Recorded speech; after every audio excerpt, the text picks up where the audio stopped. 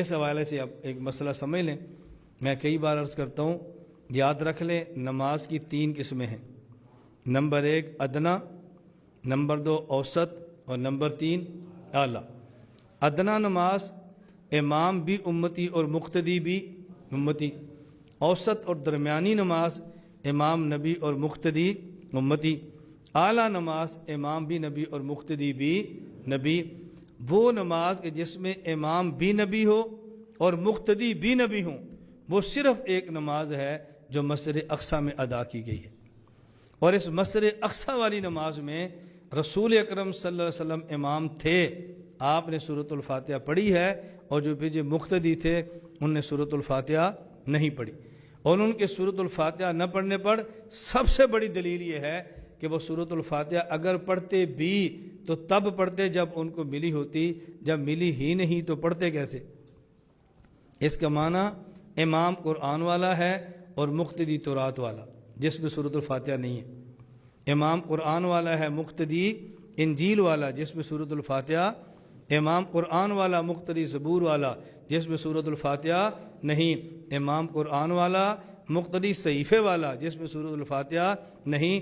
تو سب سے اعلیٰ نماز نبیوں والی یہ ہے کہ جب جماعت کھڑی ہو تو امام فاتحہ پڑھے اور مقتدی فاتحہ نہ پڑھے. اہدنا الصراط المستقیم صراط الذین انعمت علیہم، اے اللہ ہم کو صراط مستقیم پر چلا دے. آگے جواب ملتا ہے صراط مستقیم پہ چلنا ہے تو ان کے راستے پر چلو جن پر میں نے انعام کیا. اللہ جن پر انعام کیا وہ کون ہے؟ ہمیں جواب ملتا ہے من النبیین، سب سے پہلے طبقہ وہ نبیوں کا ہے. اس کا معنی یہ ہے قیامت کے دن اگر اللہ فرمائیں وہ تمام مقتدی کھڑے ہو جائیں کہ جنہوں نے با جماعت نماز پڑھی اور امام کی وجہ فاتحہ نہیں پڑھی تھی، حد آدم سے لے کے عیسیٰ علیہ السلام پہلے کھڑے ہوں گے اور ہم بعد میں کھڑے ہوں گے، اور جہاں پر وہ جائیں گے وہاں پر ہم جائیں گے. میں اس لیے کہتا ہوں اللہ کرے آپ کو میری بات سمجھ آ جائے، دنیا میں اتنا بڑا بے ادب طبقہ کوئی نہیں ہو سکتا جو نبیوں پر فتوے لگاتا ہو. ایک ہے امت پر فتوے لگانا اور ایک ہے نبیوں پر فتوے لگانا. سب سے بڑا بے ادب طبقہ وہ ہے جو نبیوں پر فتویٰ لگائے. تو جو شخص یہ کہتا ہے کہ جس نے امام کے پیچھے نماز نہیں پڑھی اس کی نماز نہیں ہوتی، وہ فتویٰ ہمارے اوپر بعد میں لگاتا ہے، اللہ کے نبیوں پر پہلے لگاتا ہے. تو جو شخص نبیوں کے خلاف فتویٰ لگائے وہ باادب ہوتا ہے یا بے ادب ہوتا ہے؟ بولو، بے ادب ہوتا ہے نا. اب آپ میری بات کو سمجھ لیں اچھی طرح. باوجود اس کے کہ میں غیر مقلدین کو نہایت پرلے درجے کا بے ادب سمجھتا ہوں، توجہ رکھنا، نہایت اور پرلے درجے کا بے ادب سمجھتا ہوں، لیکن اس کے باوجود بھی ان کے قتل کا قائل نہیں ہوں، اس کے باوجود بھی ان کو ڈنڈے مارنے کا قائل نہیں ہوں. ہم نے آج تک ان کے خلاف نہ کبھی گولی چلائی ہے، نہ کبھی ڈنڈے چلائے ہیں، نہ کبھی مارا ہے، اور نہ ہی کبھی ہمارا ذہن ہوا ہے. کسی کو غلط سمجھنا اور بات ہے اور کسی کو مارنا اور بات ہے. ہم جتنا بھی کام کرتے ہیں آئین اور قانون کے دائرے میں رہ کر کرتے ہیں. بات سمجھ آ رہی ہے؟ آئین اور قانون کے دائرے میں رہ کر کرتے ہیں.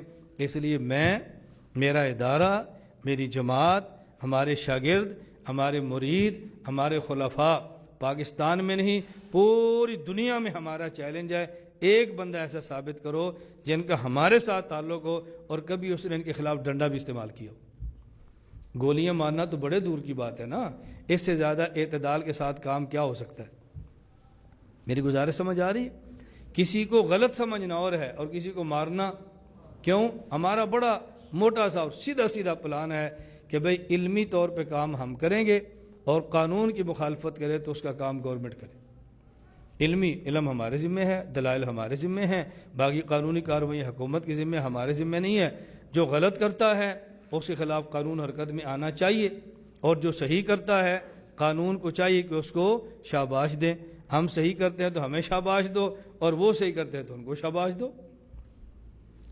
میں اس لیے کہتا ہوں جب میں 3 ماہ کی نظر باندھوں تو آپ کہتے ہیں مولانا صاحب ٹھیک نہیں ہے، اور جب وہ 6 ماہ کی نظر باندھوں تو پھر وہ کیسے ٹھیک ہے؟ ان کی نظر بندی تو ہم سے بھی آگے نکل گئی ہے نا. تو یہ جو ہم نے چھوٹے چھوٹے دلائل فضول سے بنا رکھے ہوتے ہیں، اللہ پاک ہمیں یہ باتیں سمجھنے کی توفیق عطا فرمائے. میں اس لیے بار بار یہ بات گزارش کر رہا ہوں، دلائل کی حد تک ہم اپنے عقائد کو بیان کریں گے انشاءاللہ، اور میں سب کی خدمت میں یہ عرض کرتا ہوں اور بار بار یہ بات عرض کرتا ہوں، اور میں کھلے عام عرض کرتا ہوں، نہ اس میں جھجکتا ہوں، نہ اسے شرماتا ہوں، نہ اسے گھبراتا ہوں۔ ہم اس ملک میں فساد کے قائل نہیں ہیں، رد الفساد کے قائل ہیں۔ فساد کے قائل ہیں، رد الفساد کے بولتے نہیں ہو۔ اب میں دیکھتا ہوں بعض لوگ کیا کرتے ہیں کہ پریشان بھی ہوتے ہیں اور کھول کے بات بھی نہیں کرتے۔ ہمارا بڑا کھلا موقف ہے، اس ملک میں جو قتل و غارت کرے اس کو الٹا لٹکاؤ، اس ملک میں جو غلط کام کرے اس کو سزا دو، قانون آئین کو توڑے اس کو جیل میں ڈالو، اس کو قبر میں ڈالو، تمہاری مرضی ہے۔ ہم فساد والے نہیں، ہم کون ہیں؟ بولو ہم کون ہیں؟ تو ہم تو کہتے ہیں اس وقت جو رد الفساد آپریشن کیا جا رہا ہے ہم اس کی حمایت کرتے ہیں۔ آپ کرتے ہو؟ جو کرتے ہاتھ کھڑے کرو۔ کوئی تھوڑا کرتے ہیں، کوئی تھوڑا کرتے ہیں، جو کرتے ہیں کھلا ہاتھ کھڑا کیا کرو نا، جھجکتے کس لیے ہو؟ میں یہ بات کیوں کہتا ہوں؟ جب چھوٹی سی گرفتاری ہوتی ہے پھر ڈرتے بھی ہیں، اور میں تمہیں وہ راستہ دیتا ہوں کہ تمہاری گرفتاری نہ ہو تو وہ بہتر ہے نا۔ میں ایک بات ہمیشہ کہتا ہوں اور بار بار یہ بات کہتا ہوں، آپ میری باتوں کو توجہ سے سمجھا کرو، اور میں یہ بات بار بار آپ سے کہتا ہوں، میری بات سمجھو۔ یہ میرا جملہ یاد رکھو، ہم اسلام کو چھوڑیں گے نہیں اور قانون کو، اسلام کو چھوڑیں گے نہیں اور قانون کو توڑیں گے نہیں۔ اسلام کو چھوڑیں گے تو جہنم ملے گی، قانون کو توڑیں گے تو جیل ملے گی۔ میں چاہتا ہوں ہمارے مرید، ہمارے شاگرد دنیا میں جیل میں نہ جائیں اور موت کے بعد جہنم میں نہ جائیں، اس لیے اسلام کا بھی خیال کریں اور قانون کا بھی خیال کریں۔ یہ بڑی آسان سی ترتیب ہے، ربنا آتنا فی الدنیا حسنہ وفی الآخرۃ حسنہ وقنا عذاب النار۔ اللہ آپ سے دنیا میں بھی اچھا کام لے، اللہ پاک موت کے بعد بھی اچھی جگہ عطا فرمائے۔ میں اس لیے گزارش کرتا ہوں کہ اپنی پالیسی واضح ہونی چاہیے۔ پالیسی میں دو نمبر، آپ مجھے جو کہو آپ کی مرضی ہے، لیکن ہم جس بات کو صحیح سمجھتے ہیں اس کو کھلے عام بیان کرتے ہیں، ہم اس میں لگی لگی سے کام نہیں لیتے۔ لا الہ الا اللہ، لا الہ الا اللہ، لا الہ الا اللہ، ما لنا رب سواه۔